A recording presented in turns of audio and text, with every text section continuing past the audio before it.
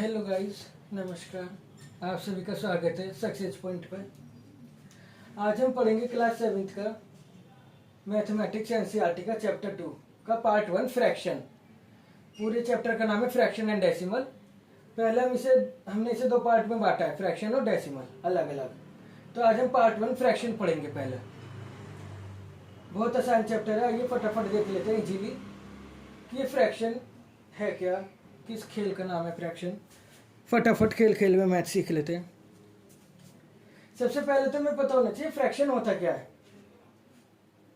Fraction को हमेशा ध्यान रखना, कोई भी नंबर जब p अपॉन क्यू की फॉर्म में हो, p अपॉन क्यू, यानी कि एक नंबर ऊपर लिखा है एक नंबर नीचे और बीच में बार है, तो इसे कहते हैं p अपॉन क्यू।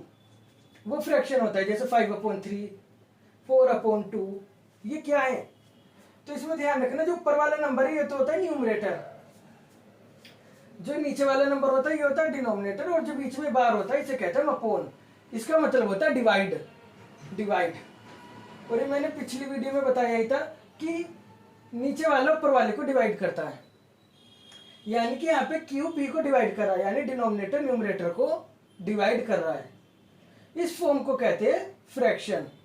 5/3 यानी कि 3 5 को डिवाइड कर रहा है।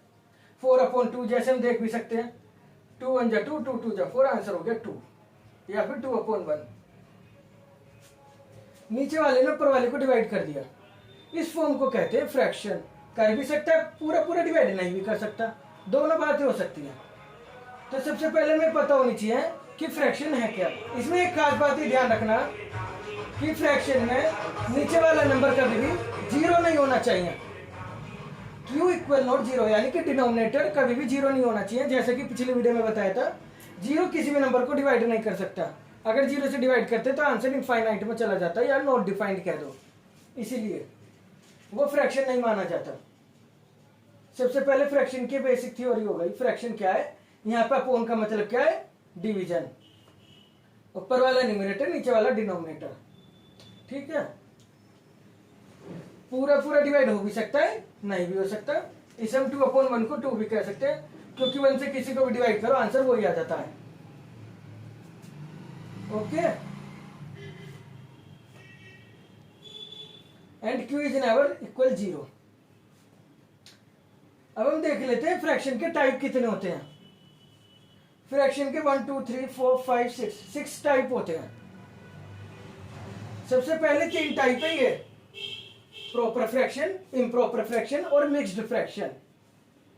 जैसे हमने एक फ्रैक्शन लिखा 5/3, 4/2, तो हम क्या देख रहे हैं कि इसमें दो पार्ट हो गए, न्यूमरेटर डिनोमिनेटर।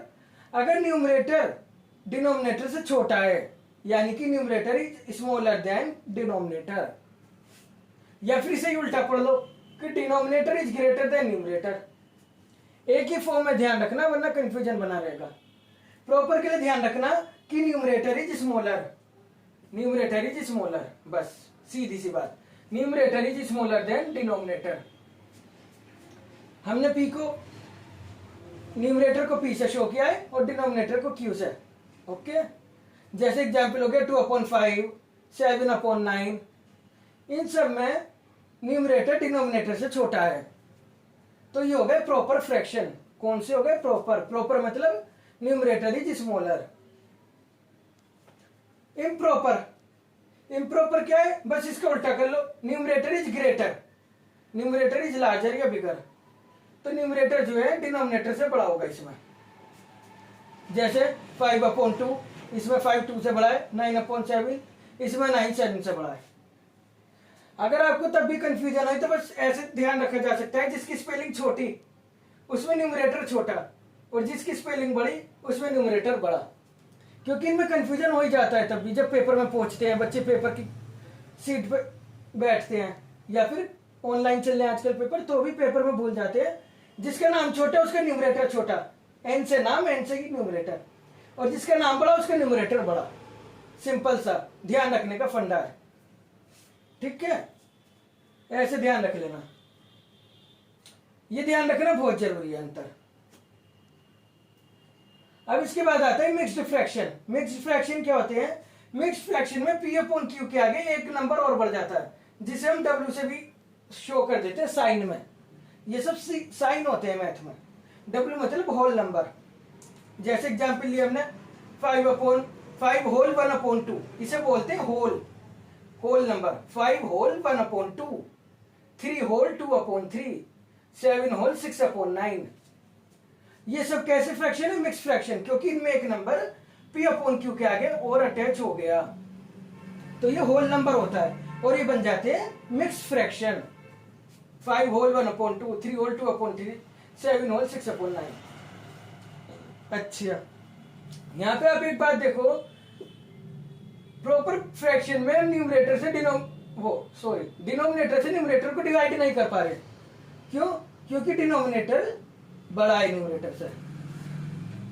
लेकिन इम्प्रॉपर फ्रैक्शन में हम डिनोमिनेटर से न्यूमरेटर को डिवाइड कर सकते हैं, क्योंकि न्यूमरेटर बड़ा है। हम करके देखते हैं।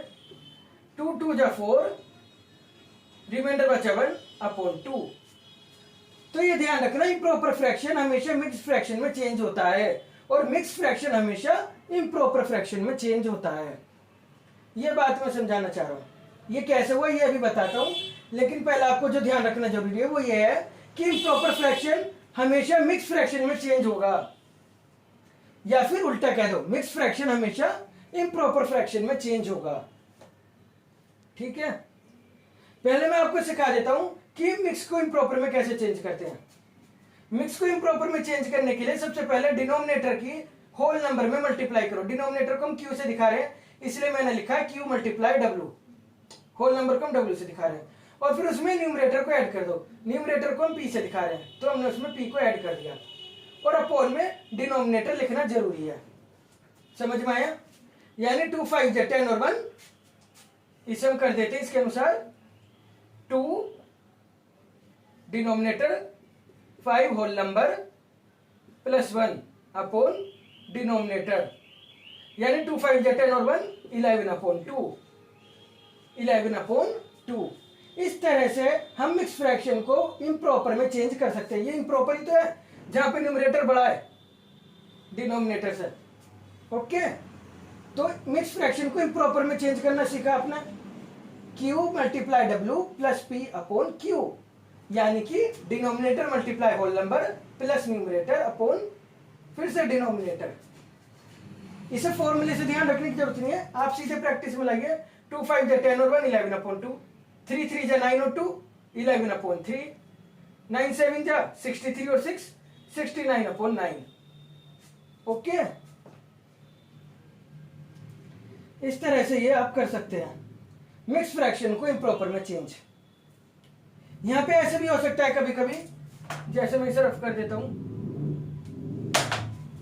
कि होल, ये जो मिक्स फ्रैक्शन है इसके न्यूमरेटर और डिनोमिनेटर को कोई कॉमन नंबर डिवाइड कर रहा हो, कोई कॉमन नंबर, जैसे 6 और 9 दोनों ही 3 के टेबल में आते हैं, तो हम इसे डिवाइड कर सकते हैं। 3 2 जा 6, 3 3 जा 9। ओके,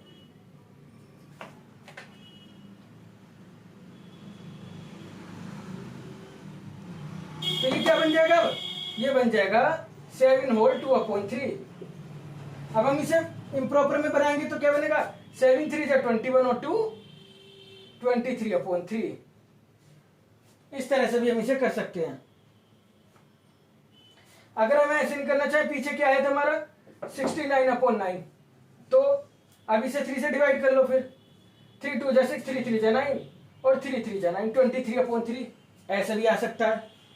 भाई हमने पहले इम्प्रॉपर में चेंज कर लिया और फिर इसे रिड्यूस कर लिया। इसे कहते हैं रिड्यूस करना।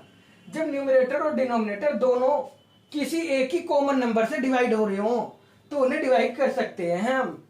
जैसे 69 और 9 दोनों ही 3 से डिवाइड हो रहे हैं। 9 तो उसके टेबल में आता ही है, 3 की डिविजिबिलिटी आपको पता होगी, डिजिट सम 9 और 6 होता है 15, और 15 3 से डिवाइड होता है, यानी कि नंबर 3 से डिवाइड होगा, इसीलिए हमने 3 लिया। ओके, तो ये सब बातें बार बार आती रहेंगी, जितनी बार आएंगी मैं उतनी बार बता दूंगा जहां जहां जरूरत होगी।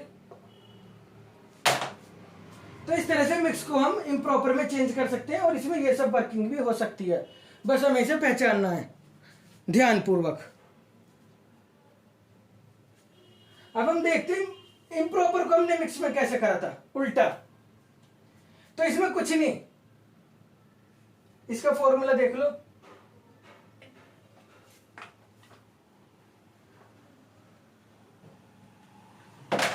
इसका फॉर्मूला है division remainder, dividend remainder upon division, वो quotient remainder upon division, quotient यहां लिखो, क्वोशिएंट रिमाइंडर अपॉन डिविजन। यानी कि 2 से 5 को डिवाइड करा 2 बार होएगा, तो हमने यहां लिख दिया 2, रिमाइंडर बचा 1 क्योंकि 2 2 जो होता है 4, तो हमने यहां लिख दिया 1, और डिविजर है 2, जो नीचे होता है इसे डिविजर भी कहते हैं, डिनोमिनेटर भी कहते हैं। तो क्यू आर अपॉन डी, ये इसका फॉर्मूला हो गया, क्यू आर अपॉन डी। लेकिन हमें फॉर्मूला ध्यान नहीं रखना, ये तो मैंने समझाने के लिए बताया, हमें बस सीधा ध्यान रखना है कि इससे इसे डिवाइड करना है जितनी बार चलेगा, और उसे होल नंबर की तरह यूज करना है क्वोशिएंट को। क्वोशिएंट ही होल नंबर है और रिमाइंडर ही न्यूमरेटर है और डिविजन ही डिनोमिनेटर है, ठीक है। तो क्वोशिएंट आया 2, तो हमने होल नंबर की जगह लिख दिया, रिमाइंडर बचा 1। अब ये तो करके दिखाने की जरूरत नहीं है, 2 से 5 का डिवीजन है तो बच्चा कर लेगा, तो हमने ऊपर लिख दिया 1, और डिविजन है 2, वो ही डिनोमिनेटर बनेगा, यही वाली फॉर्म बन गई। ओके, तो इस तरह से हम इसे इम्प्रॉपर को मिक्स में चेंज कर सकते हैं। मैं एक और करके दिखा देता हूं आपको, ये वाला 7 से हमने इसे डिवाइड करा, 7 1 जा 7, तो क्वोशिएंट बन के होल नंबर, रिमाइंडर बचा 2, वो बन के न्यूमरेटर, और डिनोमिनेटर तो वही रहेगा 1 होल 2 अपॉन 7। अब इसे वापस करना है, 7 1 जा 7 और 2 9 अपॉन 7, ये वाला मेथड हो गया। तो आपको इम्प्रॉपर और मिक्स को इंटरचेंज करना आना चाहिए, क्योंकि बहुत जरूरी है और हर क्वेश्चन में यूज होएगा ये, ठीक है। मैं रफ कर देता हूं जिससे थोड़ी यहां पे घिच पिच कम हो जाए।